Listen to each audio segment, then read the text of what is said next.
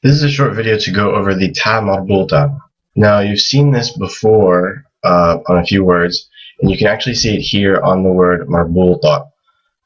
It's actually this letter right here, and it looks like just a normal ha with two dots above it, or the ending ha with two dots above it. And this only occurs at the end of words.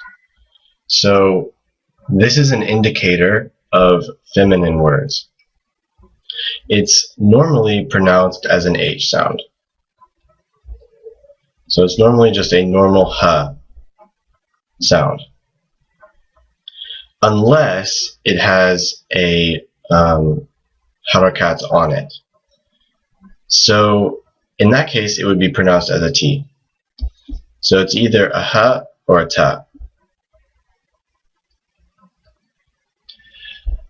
So if you were to look at this word marbuta, put the ta marbuta at the end,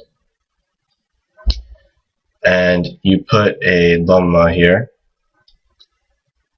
Normally, if you don't pronounce this, if you just stop at the end of the word and you don't continue saying the next word, you won't pronounce this this mark above here.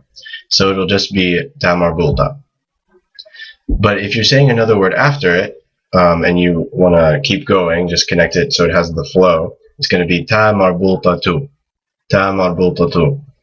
And so that would also be the same with the fatha, ta marbuta ta, and ta marbuta ti with the kasra.